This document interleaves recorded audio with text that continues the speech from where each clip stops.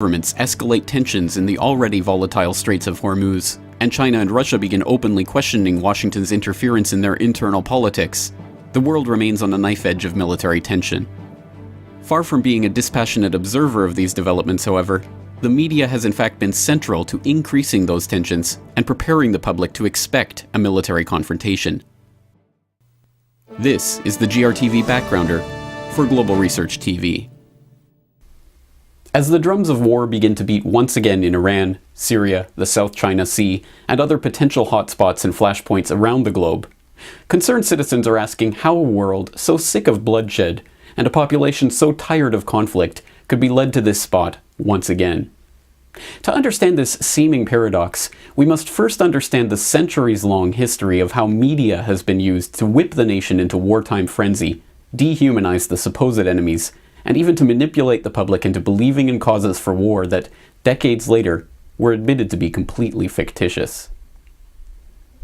The term yellow journalism was coined to describe the type of sensationalistic, scandal-driven, and often erroneous style of reporting popularized by newspapers like William Randolph Hearst's New York Journal. In one of the most egregious examples of this phenomenon, Hearst's papers widely trumpeted the sinking of the USS Maine as the work of the Spanish. Whipped into an anti-Spanish frenzy by a daily torrent of stories depicting Spanish forces' alleged torture and rape of Cubans, and pushed over the edge by the Maine incident, the public welcomed the beginning of the US-Spanish War. Although it is now widely believed that the explosion on the Maine was due to a fire in one of its coal bunkers, the initial lurid reports of Spanish involvement stuck, and the nation was led into war. In many ways, the phrase infamously attributed to Hearst in reply to his illustrator, "You furnish the pictures, and I'll furnish the war," apocryphal as the story may be, nevertheless perfectly encodes the method by which the public would be led to war time and again through the decades.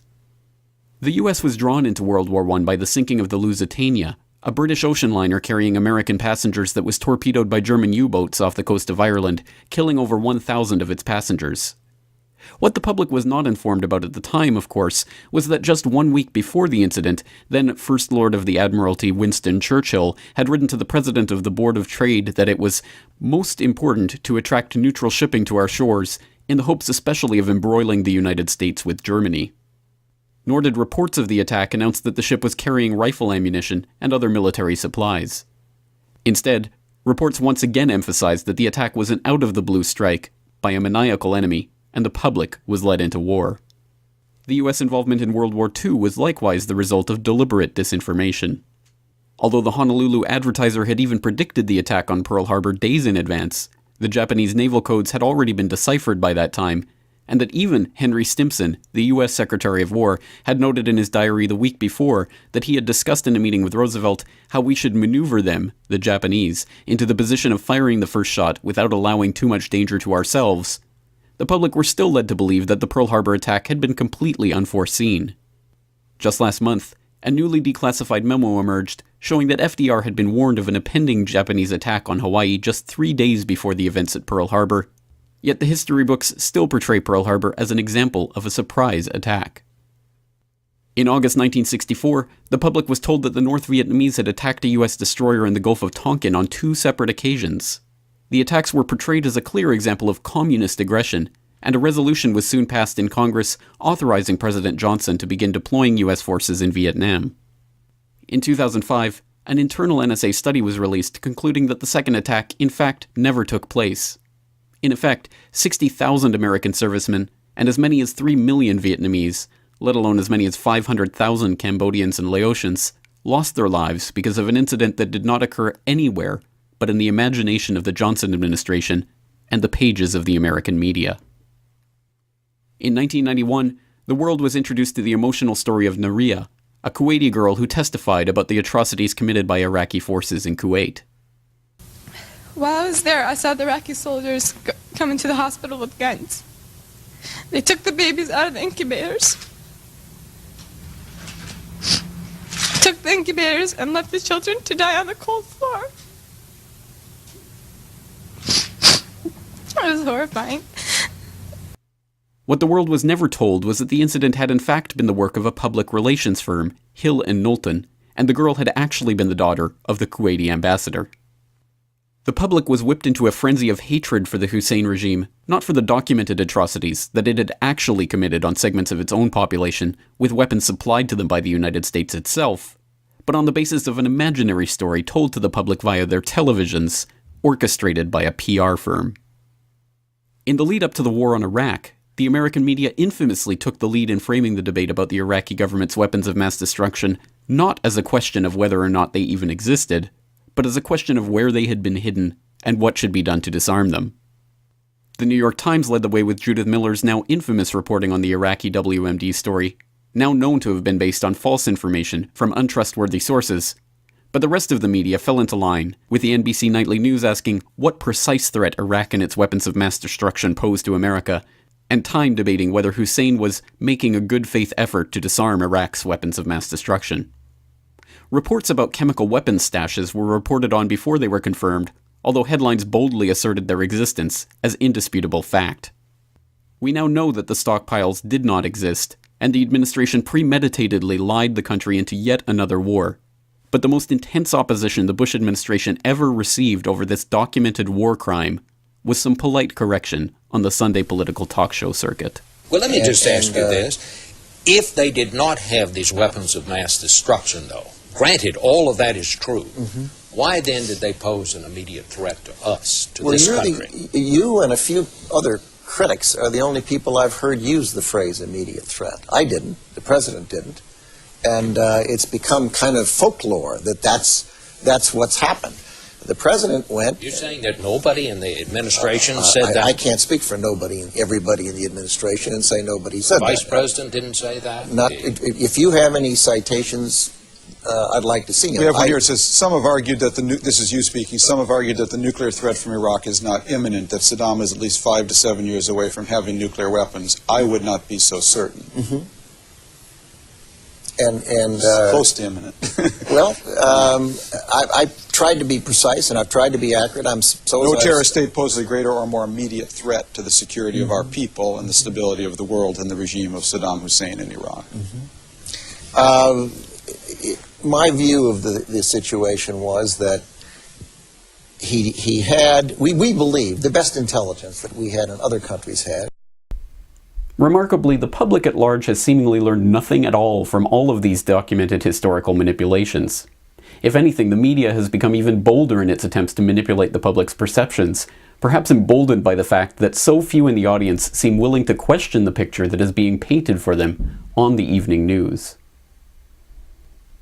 In 2008, CNN aired footage of a bombed-out Tskhinvali in South Ossetia, falsely labeling it as footage of Gori, which they said had been attacked by the Russians. This was immediately refuted by the cameraman who had actually taken the footage. Today, when we arrived and news came that Gori was being shelled, I saw my footage. I said, that's not Gori, that's Tskhinvali. Having crawled through the length and the breadth of Tskhinvali, I don't need much to tell from which point this or that footage was recorded. I can swear in front of any tribunal. I can point to this location on the map of the town because I and the cameraman of the Rossiya channel videotaped that. It is 50 meters away from the entrance to the territory of the peacekeepers. Those guys who every move is regulated by the UN were all killed. The Georgians shot up their entire battalion. In 2009, the BBC showed a cropped image of a rally in Iran, which they claimed was a crowd of protesters who assembled to show their opposition to the Iranian government.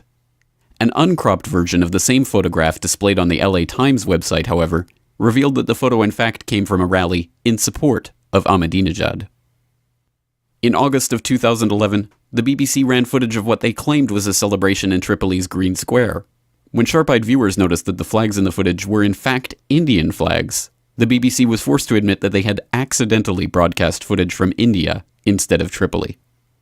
Also that month, CNN reported on a story from the Syrian Observatory for Human Rights, claiming that 8 infants in incubators had died in a hospital in Hama, where Syrian authorities cut off power in the area. Some news sites even carried pictures of the infants. The images were later admitted to have been taken in Egypt, and no evidence has ever emerged to back up the accusations. As breathtaking as all of these lies, manipulations, and so-called mistakes are, they in and of themselves don't represent the only functions of the media for the war machine. Now, the US government is taking the lead in becoming more and more directly involved with the shaping of the media message on war propaganda, and the general public is becoming even more ensnared in a false picture of the world, painted with the Pentagon's own paintbrush. In 2005, the Bush White House admitted to producing videos that were designed to look like news reports from legitimate independent journalists, and then feeding those reports to media outlets as prepackaged material ready to air on the evening news.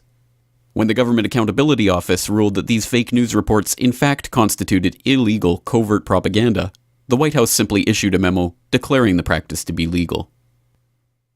In April 2008, the New York Times revealed a secret U.S. Department of Defense program that was launched in 2002 and involved using retired military officers to implant Pentagon talking points in the media. The officers were presented as independent analysts on talk shows and news programs, although they had been specially briefed before their appearances by the Pentagon. In December of 2011, the DoD's own Inspector General released a report concluding that the program was in perfect compliance with government policies and regulations.